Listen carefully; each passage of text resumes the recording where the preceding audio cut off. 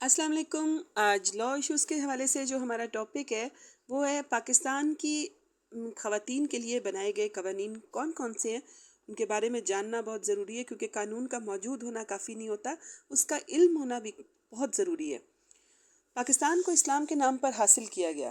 بنیادی طور پر قیام پاکستان کا مقصد یہ تھا کہ پاکستان کے شہریوں کو بنیادی حقوق مل سکے اور اسلامی طرز زندگی گزارنے کی آزادی ہو۔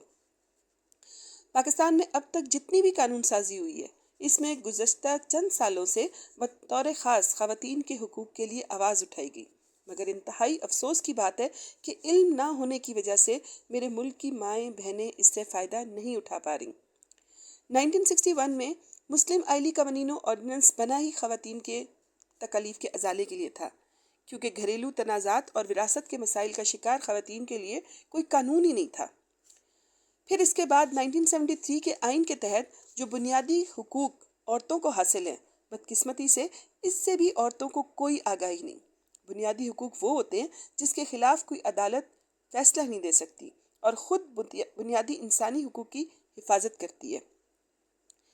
اگر صرف بنیادی حقوق ہی عورتوں کو حاصل ہو جائیں تو ایک بہتر زندگی کے حصول سے ان کو کوئی نہیں روک سکتا۔ اگر کسی بھی انسان کے بنیادی حقوق جو آئین میں دیے گئے ہوں ان کی حق تلفی ہو تو اس کے لیے فوری طور پر ہائی کورٹ سے انصاف کے حصول کے لیے آرٹیکل 199 کے تحت رٹ دائر کی جا سکتی ہے اور عدالتیں خواتین کے حق میں ہی فیصلہ دیتی ہیں۔ پاکستان میں عورتوں کو وہ سارے انسانی حقوق حاصل ہیں جو آئین، قانون یا عالمی منشور کے تحت کسی بھی فرد کو حاصل ہوتے ہیں، اور بغیر کسی فرق کے پاکستان کی سب خواتین برابر سلوک کی حقدار ہیں۔ پاکستان کے آرٹیکل 9 کے تحت پاکستان کے ہر فرد کو اپنی جان اور آزادی کے تحفظ کا حق حاصل ہے، یعنی کسی بھی عورت کو کوئی بھی انسان قید کر کے نہیں رکھ سکتا۔ اگر وہ کہیں نہیں رہنا چاہتی تو اسے روکنے کا حق کسی کے پاس نہیں، مگر شرط یہ کہ وہ عورت بالغ ہو۔ ہمارے معاشرے میں عورتوں کو ڈرا کر اور دبا کر رکھا جاتا ہے۔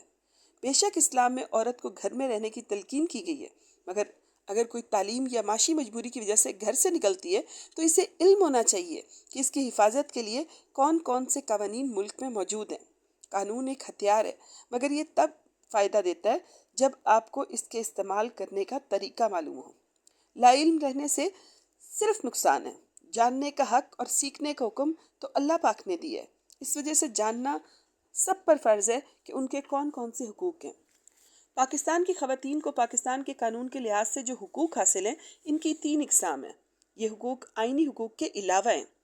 فوجداری قانون کے تحت عورتوں کو حاصل حقوق، دوم دیوانی قانون کے تحت عورتوں کو حاصل حقوق، اور سوم یعنی تیسرا آئلی قوانین کے تحت عورتوں کو حاصل حقوق۔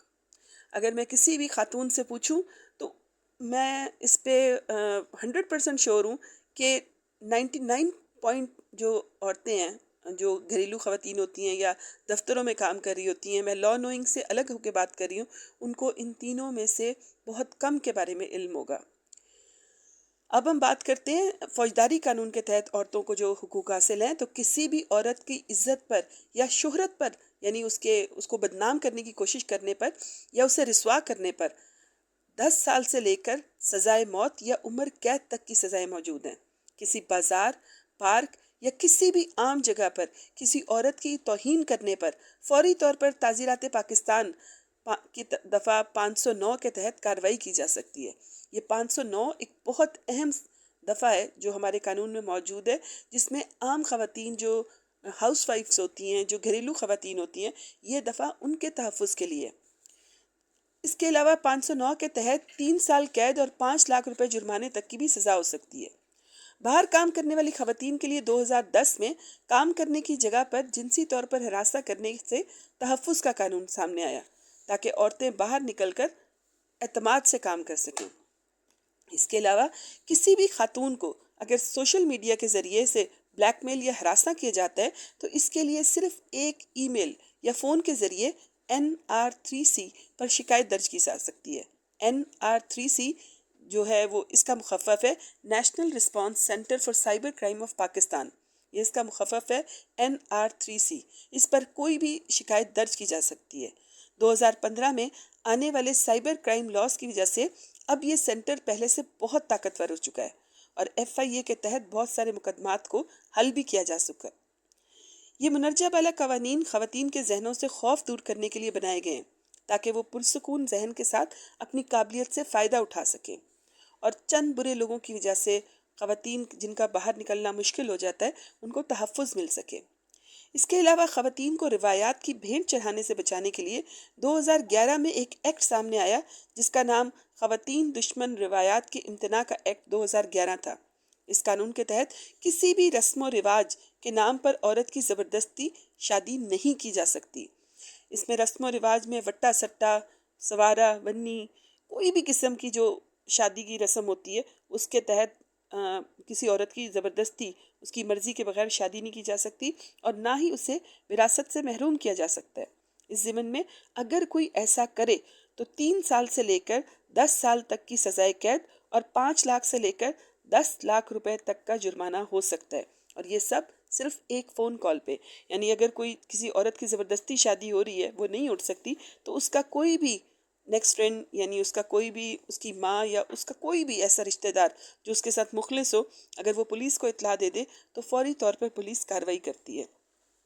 آئلی معاملات میں بھی خواتین کے تحفظ جو ہے اس کے حقوق کا تحفظ کیا گیا ہے۔ 1961 کے نکاح نامے کے تحت لکھی گئی جائیداد کو رجسٹری کی بھی ضرورت نہیں ہوتی، اور اب تو سپریم کورٹ نے نکاح نامے کے کالمز کو پر کرنا بھی لازمی قرار دیا ہے۔ پہلے خواتین کے حقوق پر قدغن لگانے کے لیے لمبی لمبی لکیریں مار کر اس کو کاٹ دیا جاتا تھا، مگر اب نئی ترمیم کے بعد نکاح نامے کے سارے کالمز کو پر کرنا لازم ہے، نہ پر کرنے پر نکاح خواہ کو سزا بھی ہو سکتی ہے۔ یہاں پر میں ایک بات پوچھنا چاہوں گی کہ بہت ساری خواتین اپنے نکاح نامے کو شادی کے بعد دیکھتی تک نہیں۔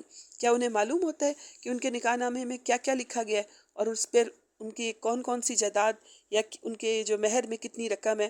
زیادہ تر کو صرف سنی سنائی باتوں پر ہی پتہ ہوتا ہے، اصل کو جاننے کا یا اس چیز کو جاننے کا ان کو شوق ہی نہیں ہوتا۔ اس کے علاوہ خواتین پر جو بڑھتے ہوئے تیزاب گردی کے واقعات کی روک تھام کے لیے پنجاب ایسڈ کنٹرول ایکٹ 2025 نافذ کیا گیا، جس کے تحت تیزاب یا آگ لگانے کی سزا زیادہ سے زیادہ 7 سال جبکہ کم سے کم 3 سال قید ماں مشقت ہے۔ ساتھ ہی مجرم کو 10 لاکھ روپے جرمانہ بھی جو متاثرہ ہے اس کو ادا کرنا ہوگا۔ اس کے علاوہ اس کی فروخت پر بھی پابندی عائد کی گئی ہے۔ تلخ حقیقت یہ کہ اب بھی یہ گلے کوچوں میں عام مل رہا ہے، مگر قانون موجود ہے جس کے تحت کھلے عام بیچنا اور خریدنا جرم ہے۔ پاکستان میں آئینی اور قانونی طور پر خواتین بہت مضبوط ہیں، مگر بدقسمتی سے ان کو اپنی طاقت کا خود ہی اندازہ نہیں، اور ان موجودہ قوانین سے فائدہ نہیں اٹھایا جا رہا۔ قانون کا کام مظلوم کی داد رسی ہے، مگر یہ بھی سچ ہے کہ قانون سوئے ہوئے لوگوں کی مدد نہیں کرتا۔